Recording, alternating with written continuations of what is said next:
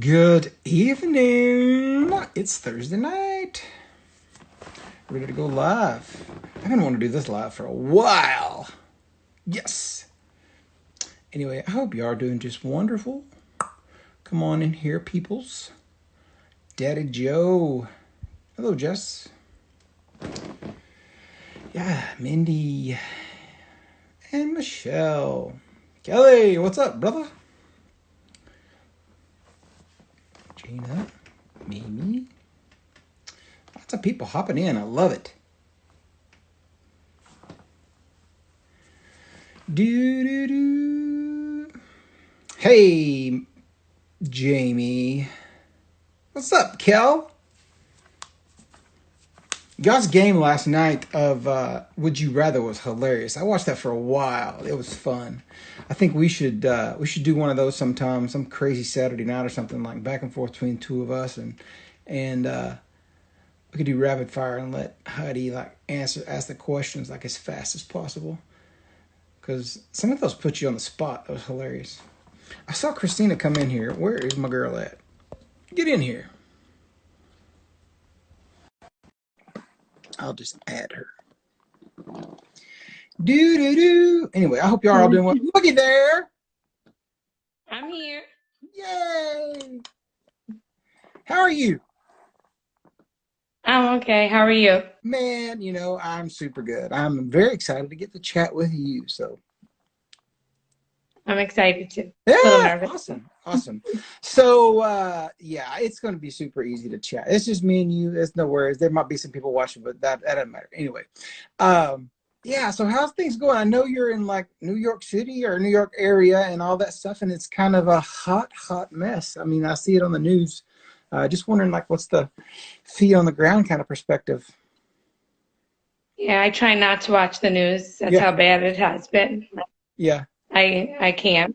Yeah. So we're all home. The school's closed, and I'm a teacher, yeah, and so I'm teaching my kindergartners from home, from the computer, and then I have my own two children who are learning remotely. So I'm helping them and tag teaming with my husband to help them and then do my own work. yeah, And we try to limit the news because when you watch the news, you just get more worried, and I don't want to get my children scared. yeah. Absolutely, I get that totally. I have a 6-year-old and also a kindergartner, and she started the remote learning stuff this week. They had spring break, and then they had like a week off, and then this week they started trying to figure it all out. So it's kind of more of a just see how the water feels kind of week, and then next week I think we'll Mm. get a little more serious about trying to learn something, but which is good, and not just chalking the year up to being done. I think that as far as kindergarten goes this late in the year, she's probably okay.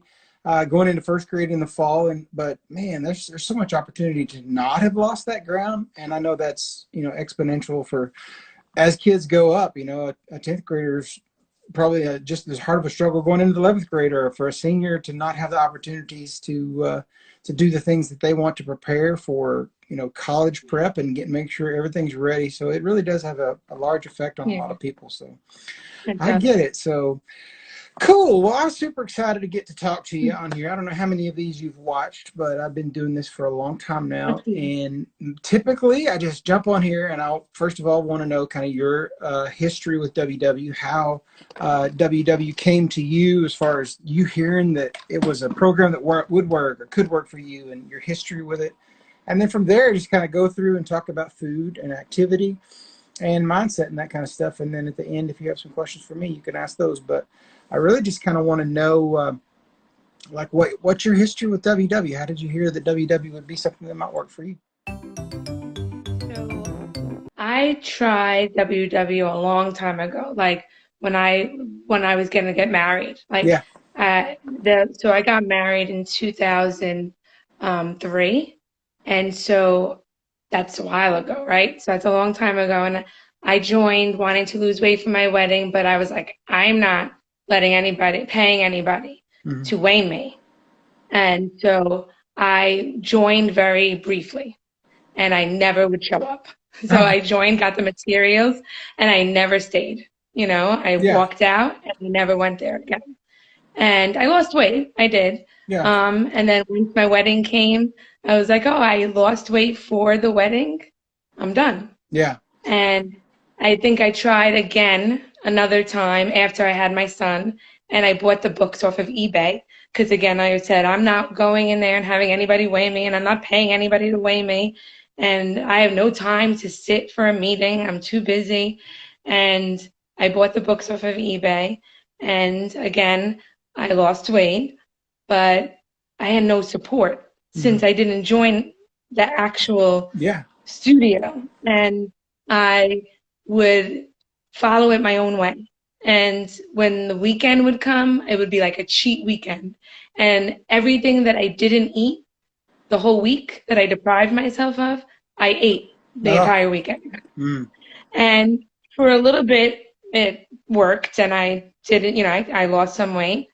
But I had this mentality that as soon as I lost the weight that I wanted to lose, that I would just be able to eat whatever I wanted, and it would still miraculously stay off. But that was not the case, obviously. But I did not realize it back then because my mindset did not change. Yeah. And then it was 2015, December 2015, around the holidays, and a friend of mine posted a picture of me on Facebook from an event that I was at with my family, and I couldn't believe what I saw. I never posed for pictures, tried to avoid them. I tried to avoid mirrors, to be honest. So I never really looked at myself, and I was shocked at what I saw, and I was like, I got to do something. That I have to do something different. I need a change. And I made the decision that I was going to join WW. My mom said, I'll do it with you. Like, she was kind of joining me as support. She said, I'm too old to lose weight.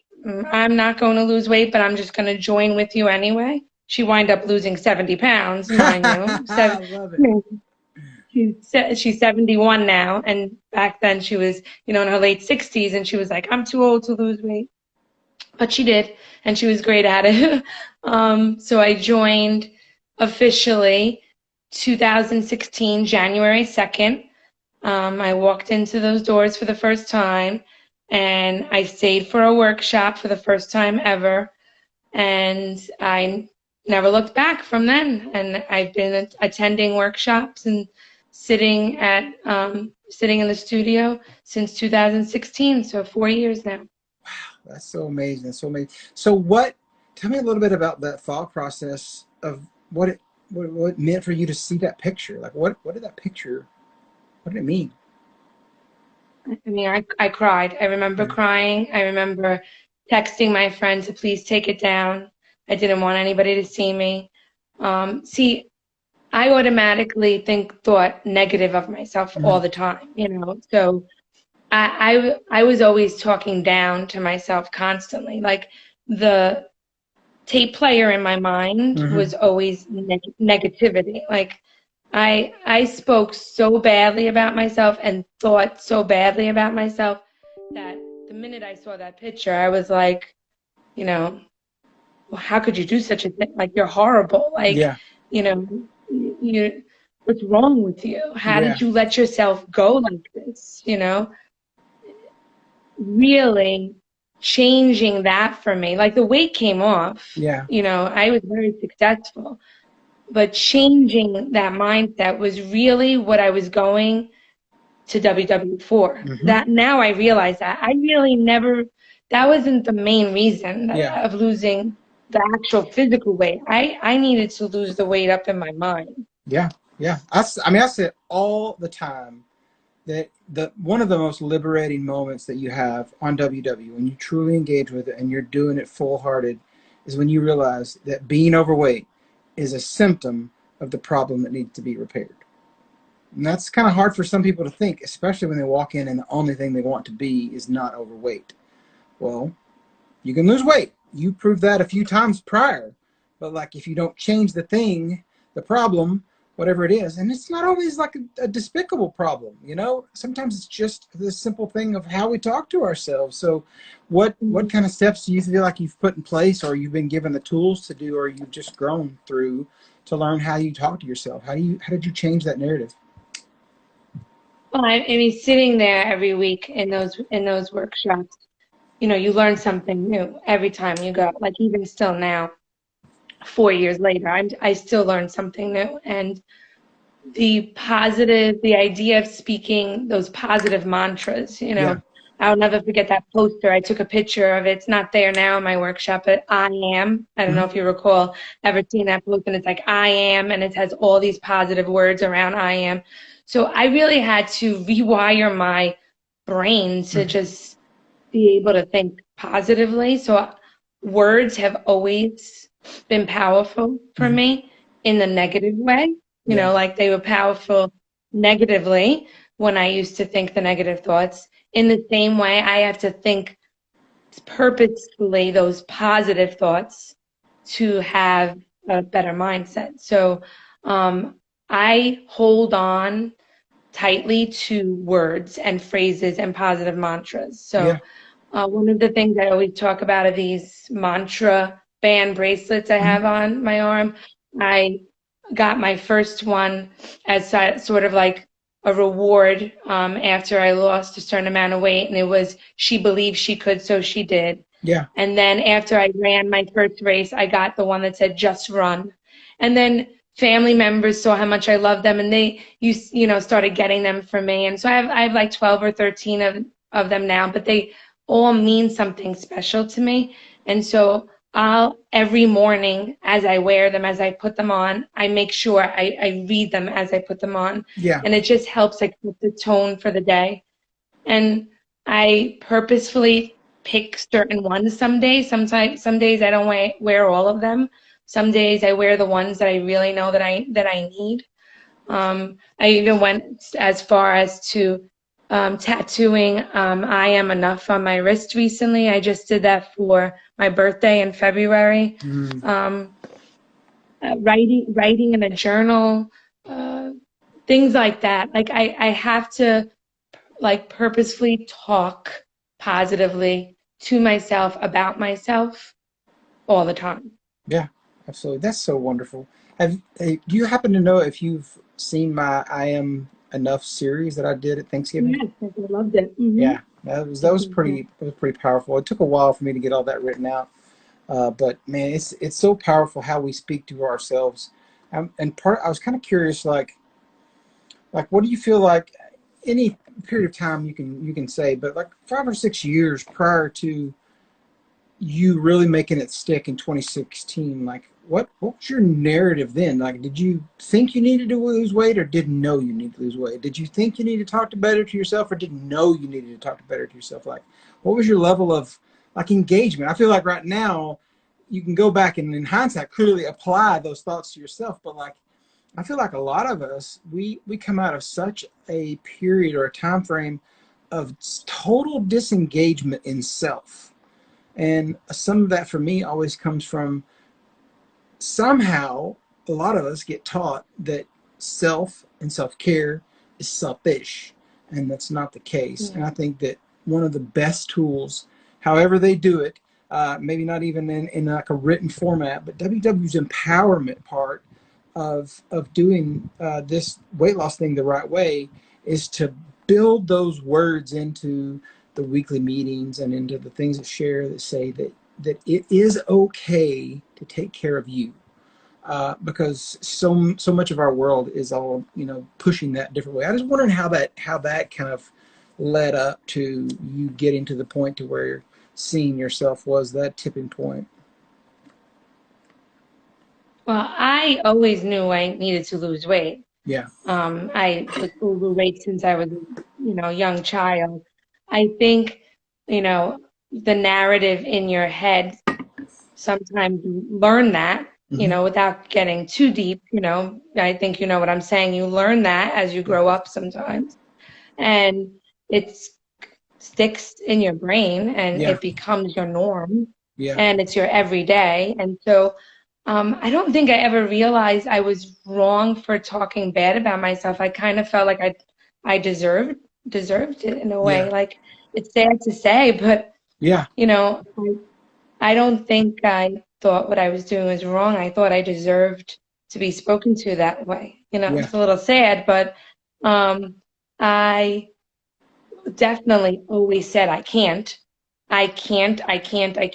was something I repeated all the time. And, you know, my husband, we're high school sweethearts. He's loved me unconditionally, but he's always been fit, Yeah. always. He was a track star in high school.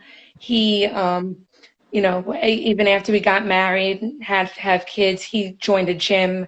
He, you know, went to the gym, you know, had a schedule. And he would ask me quite a few times if I would join with him and go with him. And I would always say, I can't. Like, Yeah. I'm the mother. Like, I have to stay here and I have to take care of the kids. It wouldn't be right for me to leave Yeah. and you know, go to the gym when my kids are home and they need me. Like, I would tell myself that. It was Yeah. almost like now I realized it was my excuse. I Yeah. was using it as an excuse. But then I didn't realize it at all. I Yeah. don't know if that answered your question. No, Did no, it? no. Did it That's answer? oh, totally, Okay. totally. I mean, I think we learn whatever method it takes to pacify the thing that is going to cause us to be uncomfortable. And sometimes it ends up being more mental work that we have to do rather than physical work. Like, for instance, like I mean, like we would say that a lot of the changes that I've had to make have been just totally twisting things in my mind and getting those correct. That is a more complex, harder process than learning how to go do a 20-minute routine at the gym and the physicalness of that. Like, physicalness is one thing, doing hard things is one thing, but like being able to understand and walk through those hard mental moments is true growth, because it's as we grow that part of us that we're able to say, I won't quit on this hard thing physically, you know. But our bodies are strong in natural. They're made that way. Sometimes our mind needs to be grown to be that way. Like, we're a strong, resilient species, human beings, believers, whatever, however you want to say it. But I think that as we grow that through our mental process, the mental mindset from a WW word, there's so much growth that can come there that really can become a almost a protective hedge around the relapse, around the changes in behavior that would come. That like, I see that now in myself. I wonder if you now see that the behaviors that you had 7 or 8 years ago won't even be an issue for you now because of how much you've grown. Do you see those kind of changes in yourself? Yeah. Yes. Yeah, definitely. I mean, I'm not gonna lie. There's some times where I Yeah. have, you know, to stare at these bracelets extra long or read the tattoo on my arm, my wrist, you know, more than one time a day. There's certain times where, you know, you start going back a little bit to those old ways, but I can now get out of it much quicker. Like Oh I yeah. now have the tools that I didn't have back then to talk me out of it. So like I think there's that saying, like with every negative, you know, thought you think of three positive ones or something Hmm. like that. So anytime a negative thought comes into my mind, I'm now able to squash it, you know. Yeah. But in the past, I couldn't do that. Oh yeah. I mean, I think in the past, uh, there's always this saying that I've always kind of held in my head. It's like that sin, you know, or the struggle, you know, however you want to say it, the sin, you know, is easier to cope with than the one you don't know. And that's like that struggle that you have. Sometimes you're willing to set it down for a little while, but then pick it back up, because if you reveal some other struggle, that might be even harder, and I don't want to do that. And that's one Mhm. great thing about working through the self-care part, the understanding the value of assigning yourself having worth and that kind of stuff, that when hard things come, you know that hard things are not the thing that define you. You are defined in who you are, and that definition is sufficient. But learning to be able to stand in that is a change in perspective. So I was just kind of always curious about how your perspective has changed. Like, and a lot of that for me is like, what is the fruit of you being a better you? Like, you obviously get to do great things and you enjoy running and you get to live this life. But for you, like, beyond being a recipient of great things, how has that grown and overflowed from you? What is the blessing like that for you? Well, I mean, I feel like it overflows into so many aspects of my life. Yeah. Like, you know, with my kids, Yeah. I feel like I'm able to show them, how to believe in yourself Yeah. and how to love yourself. And I want them to then be able to grow up and not have to go through all the internal struggle that Yeah. I went through. You know, I talked about and posted about it before on Instagram, like with my students. Like I have now, made it my mission that I want my students to believe from this, young age of 5 and 6 that, things will get hard, but they need to persevere and be resilient because by the time some of these kids get to third, fourth, fifth grade when work is so much harder, Mm-hmm. they give up. And so I've had in my head that maybe this is my purpose, like Mm-hmm. to, teach these babies, Yeah.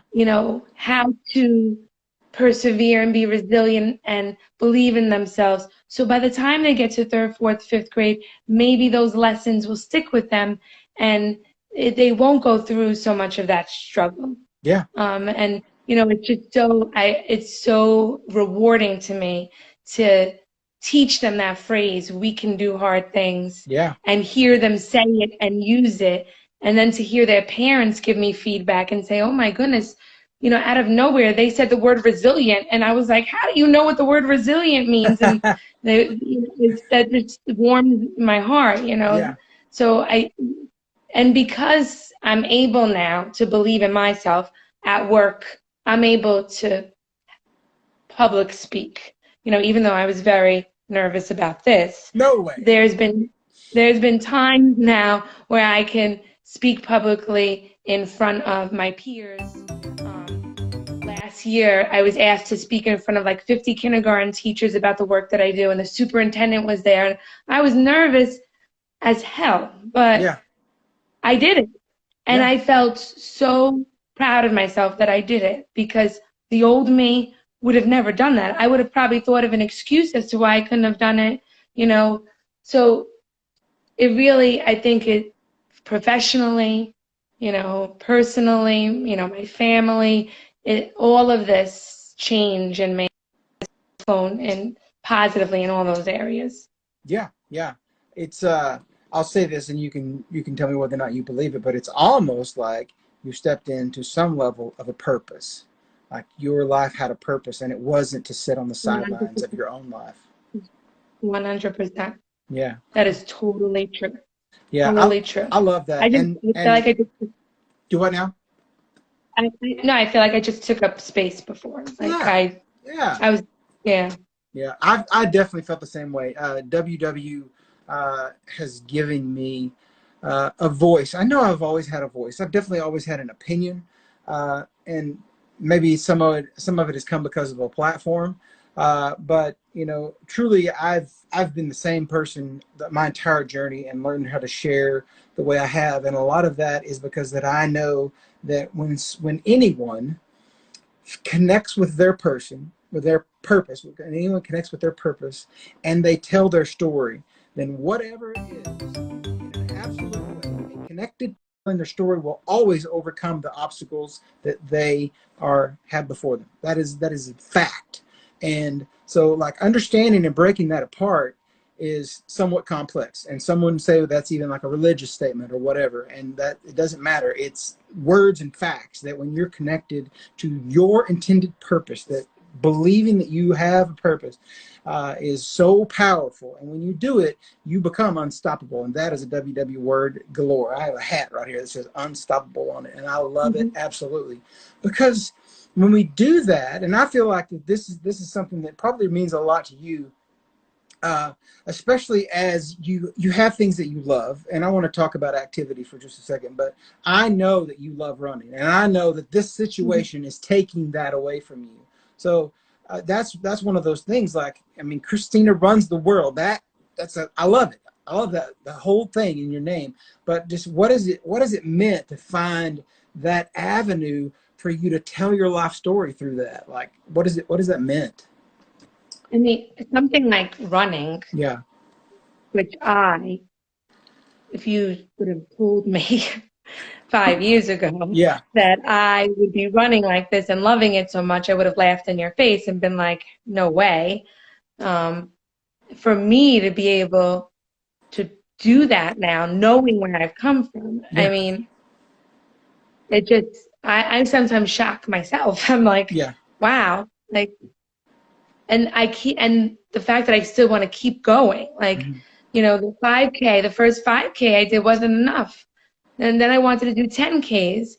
I really never thought I would want to do a half marathon. And then once I did the half marathon, I really didn't think I would ever want to do a marathon. Yeah. Like, I never thought that would be even a goal of mine. Yeah. And now it is. And it's like I just keep pushing myself. I think it tells a big story, a huge story about how somebody from, where I came from to not being active at all, Yeah. not wanting anybody to look at them and see them, to now being,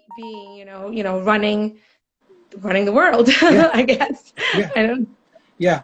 Absolutely. And I feel like that, one of the best things about um, the whole process of wellness, we'll just encompass it in wellness, is that it is not a, B, C, D, E, and you're done kind of thing. It is definitely a definition of writing your story of a lifetime and a lifestyle and all of the things, like those words, like wellness, true wellness.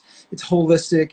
It has many parts and there's many components. It's well supported by other areas of being able to give and take and that kind of stuff. The balance part of that, and I love that as you do it, there's always the growth component. And someone would say that's like the greener on the other side of the fence, the kind of stuff, like you're never satisfied or whatever. Like there's no need to see that the future things that come of us is what's going to satisfy us, because that's not what is intended, I think, for us. We're to be satisfied in today and not accept this as the status quo, but you can be sustained and satisfied in today. And that becomes when we assign like joy and happiness and learning to be content and peaceful in what we've been given for today. Now, that is by no means to be lazy. That is by no means to be like lackadaisical to what we have, or not respect the things that we have. But I think that the peace and the calm that comes in learning to accept today, strive for a better tomorrow, to give more. Like, I was wondering how that has kind of grown in you, like as you decided to start an Instagram and start telling your story. I know you've spoke at a WW Good event and those kind of things. Like, these opportunities come because we do the good work. Maybe even so much the good comes even at this point way back in time, we could never even have dreamed or even thought or imagined it, much less accepted it and lived happily and content in the moment. So how has that kind of grown in you, like the peaceful calm of saying, I can accept these things and live and thrive in them? Yeah, I mean, before it was kind of like, it is what it is. Yeah. This is who I am. Nothing's going to change. I just got to accept it. Yeah. And now this realization I have that you can redefine yourself and reinvent yourself every day. Yeah. The fact that we can evolve and grow, that's really what the whole purpose of our lives are, to be able to change and learn from your mistakes and move on. But before, it was like, I made a mistake, I stink. Yeah. That's it. And I wallow in my self-pity and I'm horrible. And I keep on living that kind of life. Yeah. And now it's like, wow, like I could do this, this, and this. All right, I made a mistake. That's okay. Tomorrow's a new day. I'm only a human being. Like before, it was like I expected to fail. Yeah. That was, like, that's, I had to accept it. That's who I am, and that's it. And this is, there's no way I'm changing. It's Yeah. who I've been my whole life. But Oh, now I like seeing the growth and the change. It pushes me. yeah. It motivates me. Absolutely, and I call that all the time in workshops or what have you. That's an unmeasurable, and what I mean by measurables is scale, clothes, how things fit, all the physical things that we do. But the unmeasurables is when a previous situation comes again and the behavior is different. We didn't know that was going to happen, and I behaved this way for this response. Wow, that is an unmeasurable. So when we see those moments, man, it's something to like really celebrate, because that behavior is the true fruit of healthy living. As all of the people who do the science-based stuff and get really critical on how they do their diet and stuff like that, which I'm all about a good healthy diet, but it can't be the leading and only main point edge of you becoming healthy. And like, so we've been I talking say we've all been the talking for 30 time. minutes and haven't said anything about food. You know what I'm saying? I know. Yeah. Yeah. I say all the time that, yeah, I lost weight, but the biggest victory to me is how I changed my mind. Yeah. Like my mindset change, my mindset shift, that to me, was the biggest victory out of all of this. And people who know me previously, like my husband who's been with me since I'm 15 years old, my mom, they see I'm a different person. And Yeah. that to me is so much more valuable than the pounds that I lost. Oh I yeah. try not to talk about the pounds that I lost much on Instagram either. Like I try not to really talk about, because it's really more than that. Yeah. And it's good to lose weight, and that's great, but it's really more what you're putting up into your mind than Yeah. what you're putting into your body, because I know that if I tomorrow decide that I'm going to eat something that's quote unquote not on plan, I'm not gaining all that weight back, No. Yeah. because this has been fixed, Yeah. Yeah. for the most part. Oh, absolutely, absolutely. And one of the cool things about WW and wellness and healthy living is to realize that there's multiple ways that you would eat something that's bad. One, you could be extremely stressed. I mean, I get that. You're there. The Oreos are there. The Oreos make you feel good. Da da da da da. You could get there because, man, I really love Oreos and they're here and it's worth it. And da da da da da. Or you could get it and you're just walking by and it's a random thing. You eat it and then you're like, I probably shouldn't eat that. So there's many different ways that you could end up eating that, and all of them acceptable ways. Some of them controllable ways. But one of the best ones that I love is when I realize that I no longer want that thing that I always wanted. Like, I really used to love Oreos and I really have no desire for them. And it's not because Oreos aren't still good. It's because I have like just changed in my mind and my heart that that's not what I need and that's what I want. And beyond, taking it beyond the step of saying, well, that is me doing abstinence or me restricting myself. It's not. It's it's taking it beyond and doing the mental processing and thinking that I don't need that. I don't want that. I don't need to live under any pressure of thinking that that's something that's going to satisfy me. I know it will not satisfy me. I can do the thought process and say that I don't want to live in regret, and say that this is something I didn't get for myself. I'm just abstaining. No, I'm not regretting it. And I'm not going to eat it and despise myself for having taken it and then live in shame. So I'm walking through this moment of regret and shame, and I'm going to walk safely through there. But the coolest part is as we do that, we realize that we're the one that assigns the value. So that allows us, when we come back to those moments, that if we do then want to, or if we do then don't want to, that is the Hmm. answer. That is the correct answer.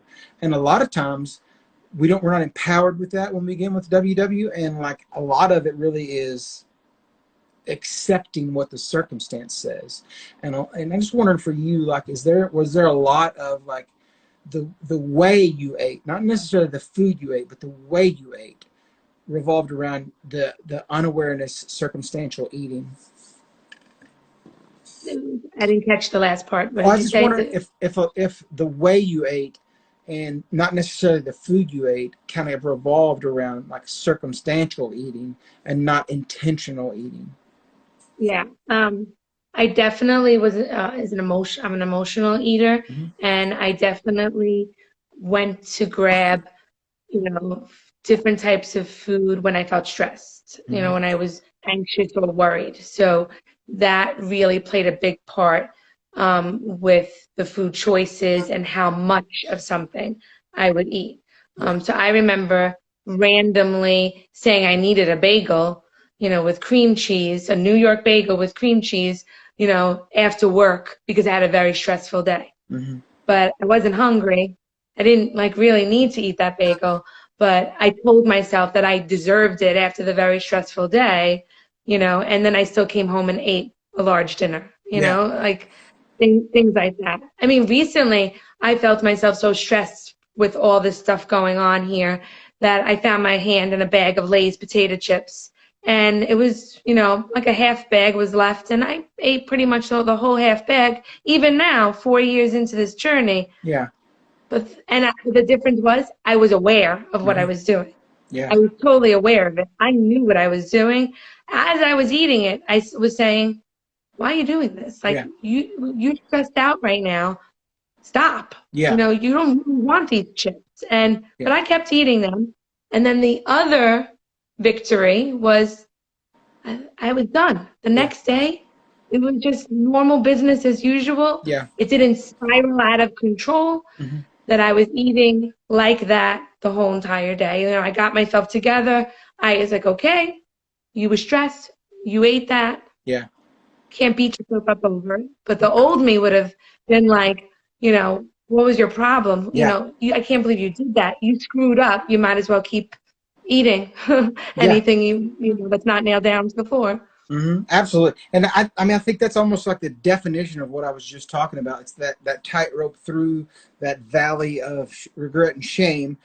You actually ate some of the chips, but you're doing the mental work of saying, okay, well, I did it. That's fine. And tomorrow's a new day. So you've walked away from the shame, and walked closer away from the regret and all this thing. But what's interesting, and as we grow in this process, you take the actual type of food and remove the type of food and take it out of the circumstance of you doing it out of a chip bag while you're stressed. You're looking at eating extra calories. That's all you did. You just ate extra calories, and you consumed at a level that is higher than normal. So like two behaviors, right? Well, what's interesting to me is if I told you, well, it's the night before you're going to run tomorrow, would you not eat extra calories, and would you not eat probably some abnormal style of food because you needed to fuel your body?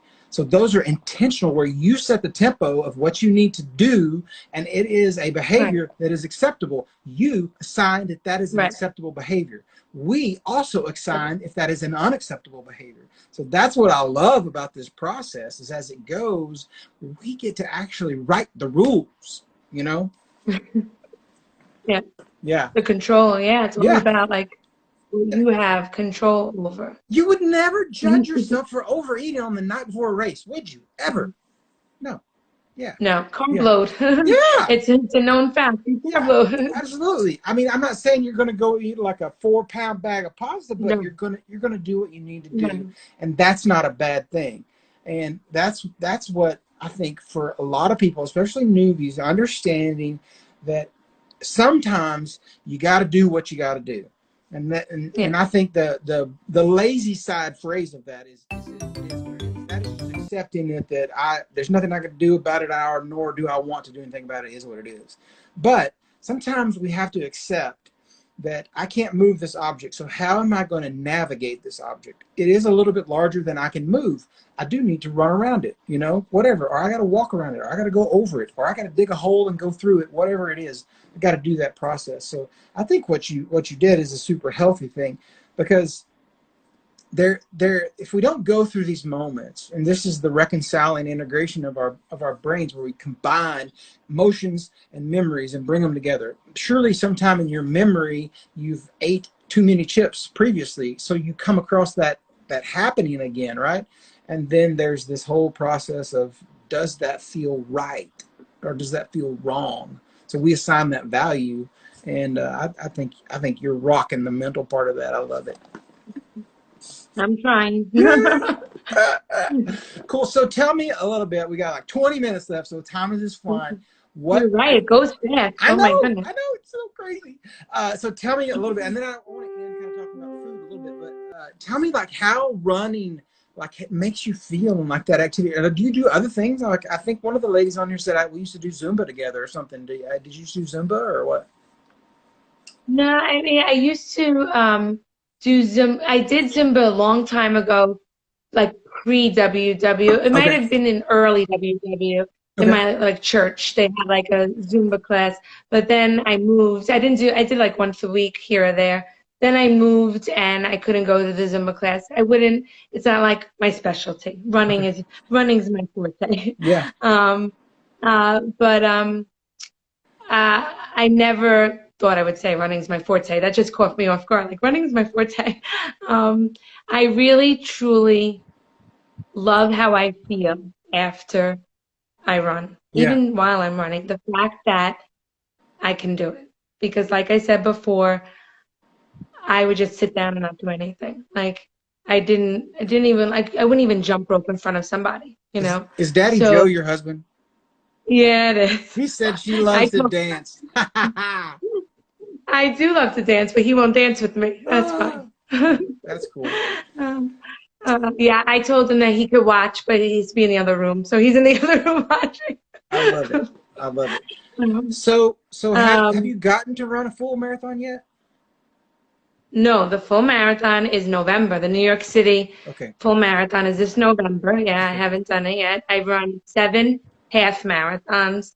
I would have ran 8, but the New York City one run recently was canceled due to Yeah. COVID.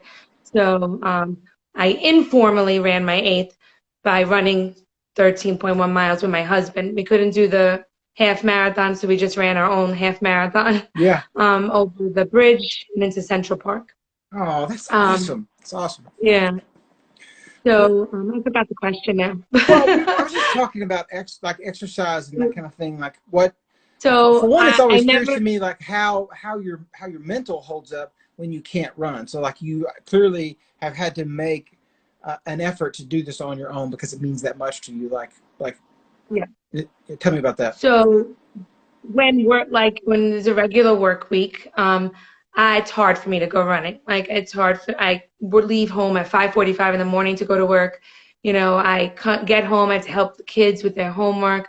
It's hard. Yeah. But I know that I can get a run in on Sunday. Mm. And so Sunday has always been my time for my run, you Mm-hmm. know, and whether my husband joins me or not, everybody knows that on Sunday, mommy goes running. And so Sunday is that appointment. I've always called it the appointment I make for myself. Mm-hmm.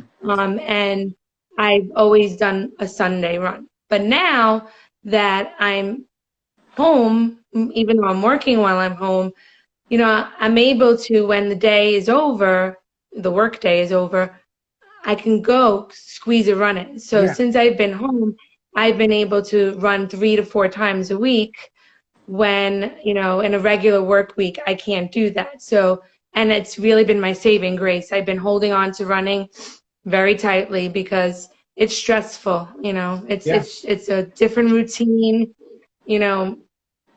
I know the whole world is going through it. You know what I mean? It's stressful. So I need to get out there and run. And it makes me have a clearer mind. And I just feel better. I could look at things from a different perspective when I'm done with my run. Yeah. Um, So you mentioned in the summer, before. I'm able to run a lot more. You mentioned before Say it that again? you weren't a runner prior to this. Did you like start kind of Couch to 5K kind of person? Just start from 0 and work your way up, or what? No, I never did that program. I've heard about it before, but my husband, you know, said he would go running with me and, you know, help me out. And I started out very slow. Like I think I couldn't even run down the block without stopping in the beginning. It might have been, maybe a quarter mile. I don't even remember, but it wasn't a long time.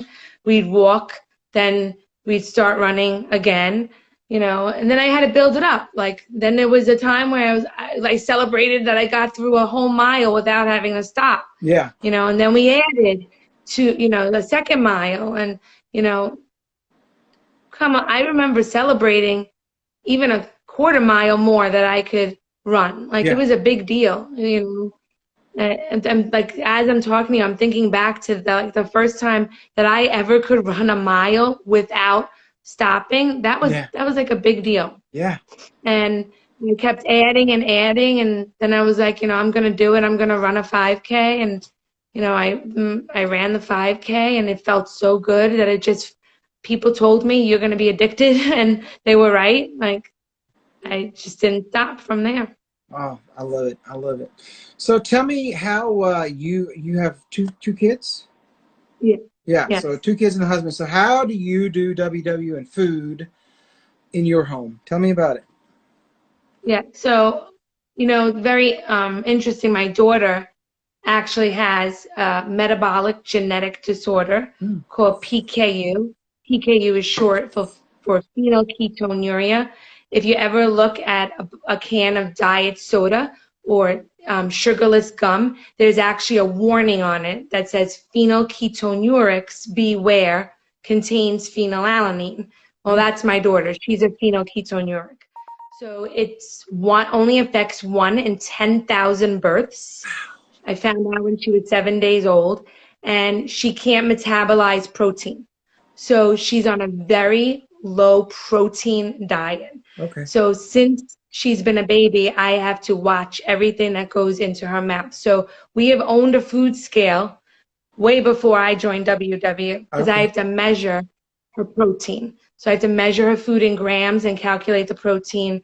And she's only allowed 4.5 grams of protein a day.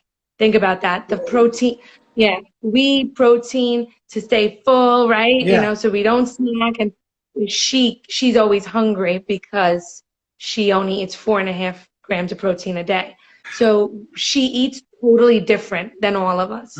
So she has a separate, meal. The only thing that's great for her is that she loves seeing now that I measure my food. Yeah. And that I'm counting, even though I'm not counting, how many grams of protein, I'm counting points. Yeah. She gets a kick out of it, so she'll like, how many points is that, Mom? Like, how much can you have of that? And she likes to compare. So it's been nice for her to see that, Mommy doesn't eat some things either, or Mommy watches what she eats, and so she can't have meat, so she sees me eating salads, and it's like, oh, Mommy, I just think it's good for her to see that also. That so my husband, he's a trooper, and he will eat about anything except cauliflower rice. He's not joining that bandwagon. He's not jumping on that bandwagon. But he eats really whatever we cook. My mom lives with us, and I said before, she joined WW with us, and she's a wonderful cook, excellent cook. So, before now being home like this, since I worked all the time, she would cook the WW friendly meals for us, and my husband eats it. Except for the cauliflower rice. and then everybody's fine with what we eat. That's awesome. That's awesome. These extra snacks, don't get me wrong. My son loves his chocolate chip cookies. Those things are lying around the house, so there's me having to tiptoe around those things, because I don't want to eat the whole, bag of it. Yeah. So you don't do a lot of like specific WW recipe cooking, like 6-point blue dot meals or nothing like that for yourself? No. We eat. My mom cooks meals, and we. Yeah. Like, she follows Skinny Taste recipes. She makes DeWard Cook stuff. She made pound dropper. We're always making pound dropper things. But my husband eats them. We can't, it's. I love it. I love it. We share a unique thing that both of us have a parent in their 70s that have lost over 70-something pounds on WW. My dad, who just turned 71, lost 75 pounds in his lifetime in the same meeting where I lost 150 pounds. We both got our charms the Yeah, I same day. remember you Yeah, posting so that. Yeah. that was That's crazy. Like great. I can't imagine like too many sets of people our age have parents in their 70s that have also lost 70 pounds on WW. That's pretty Yeah. unique. Mhm. So what do you feel like for you the social media side of it has done for you? Like, did you start this as a just an accountability thing, or like you saw other people doing, you're like, I can join in on that, or like was it always a natural thing for you, or what? No, it wasn't a natural thing for me. I think a lot of people had accounts, and the whole world was going on, and I didn't even realize it. Yeah, And I think some of the first few accounts that I had seen was like Sophie Tracking is the New Black and Kiva, like those I saw right away, and Christina WW thing one. hmm, I think that's her handle.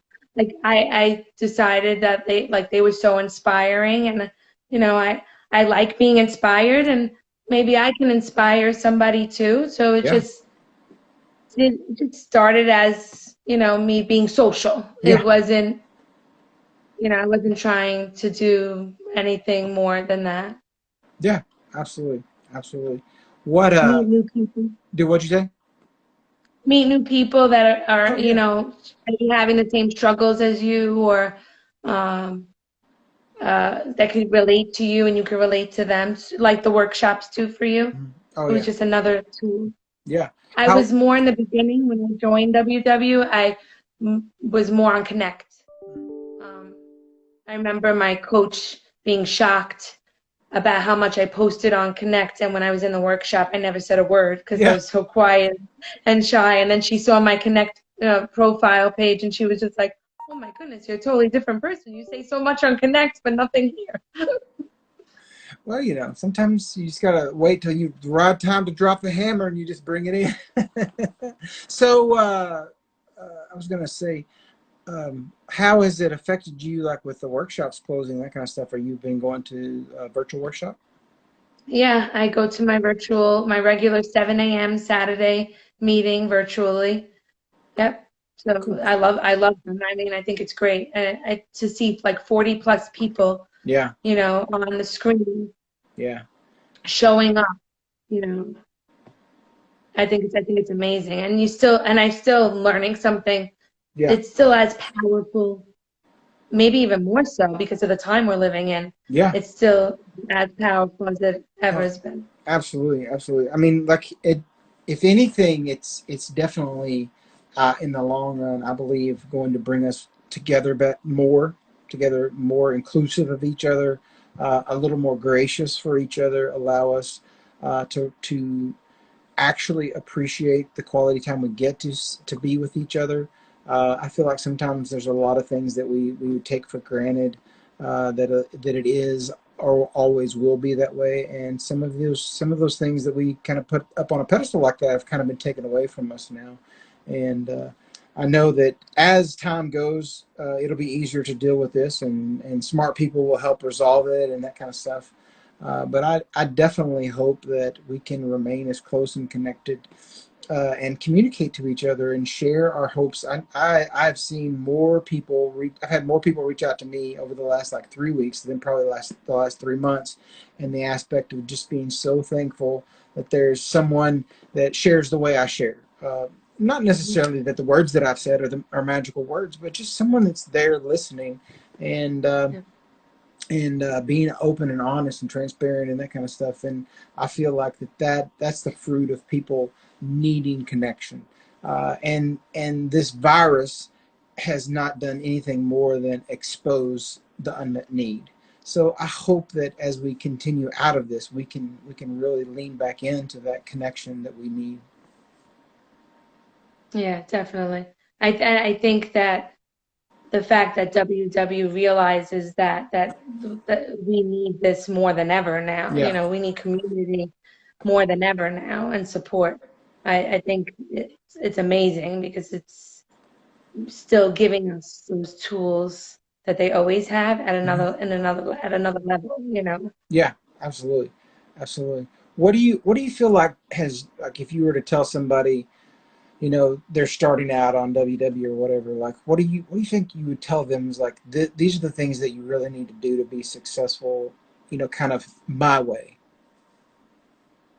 Well, definitely don't give up. Like if I've seen so many people and heard so many stories that as soon as they don't lose a certain amount a week, they, you know, oh, I lost only zero point 0.6 or I Yeah. lost only zero point 0.4. All of a sudden want to give up that it's not working, or if they didn't lose, or just no matter what, don't give up Yeah. because one of the phrases that always sticks with me that I learned from my workshop is don't give up before the miracle happens. Yeah. And I think that's so true. Like so many of us give up way too early Mm. and we can't. And I was one of them. So Yeah. I mean I'm not saying it to be I'm not judging. I was one of them, you Mm. know. So that I think one of the most important things that I would say is don't give up, you know, don't give up before the miracle happens. Yeah. Um, Also, don't deprive yourself. Like, don't think that you cannot eat something Mm. and take everything away because you're gonna wind up craving that thing so much that you might go off the rails Yeah. and you know eat more than you wanted to of something else. Yeah. So you know, let find a way to fit things in that you love Yeah. because it's not going to work if you don't do that. Yeah. And don't force yourself to eat things or do things that you don't like Hmm. just because other people are doing it Yeah. because it's not going to work for you either. Yeah. You have to find the food that you love and the activity or not that, you know, because some people don't like activity. Find the thing that works for you. Yeah. Yeah. Absolutely. But finding something that brings you joy in any of the ways that WW opens the door, like if it's food or if it's activity or if it's just changing your mindset, and if it's community, if it's headspace or active or whatever it is, finding that thing that brings you joy and it allow you to accept the harder things that you have to do. None about this is like necessarily easy, but because for one, everything that we're doing from the get-go is from a very heavy mindset, a weighed down mindset, not clear thinking, a weighed down heavy body, a body that's not used to moving. All of the things that are stacked against us when we push over the top and make that decision to come in and do WW and do it the right way, from then on, everything actually can become easier because it doesn't matter what you put in front of me, that task will be easier because I'm not carrying 150 pounds doing that task. So I can't convince myself that this is harder. It may be hard, but it's a new definition of hard. Right, And right. you know, that kind of stuff. So that's one of the greatest things about WW. And you know, a lot of that comes from small things, accepting the pure joy in that point 0.6 loss or that point 0.2 loss, or even just the week where it stayed the same, or the week where you went crazy on food and you only gained point 0.4. Like those can be a win in the aspect of like it's not turning this big ship around. I may have a little slip sideways, but I'm still sailing in the right direction. So we're about to run out of time, so I want to ask if you have any questions for me, anything you'd like to know about WW Phil, or also with that, if you have kind of what I was curious about what people like their first interaction with me was. Do you remember like the first time you come across me? Okay, so I'll first start with a question. Um, I think the fact that you have these lives with others like me, Mhm. I think it's amazing. I Yeah. think it's so great that you do something like this. And I was just wondering, I don't know if you ever answered this before, how did you get started with that? Like, what made you decide, like, I'm going to do lives and interview other WW members like this so the world can hear their story? Like, how did this come about? Oh man! So a year ago in February, so I interviewed Anthony. I didn't interview Anthony. I just went live with Anthony and we talked. because that was the first time I'd ever gone live. We just hopped on together, and I don't know, he had like 3,000 followers, and I probably had 500. I mean, it was just two guys talking, and I was like, that was fun. Let's do that again. So I went to coach training in January of that year, and one of the ladies that I met, I now call my sister. That's Becca. She was on last week for the first year anniversary.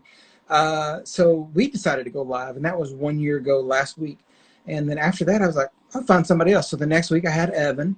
And then I was like, I can just continue doing this. Nothing's going on Thursday nights. I did some like research and Instagram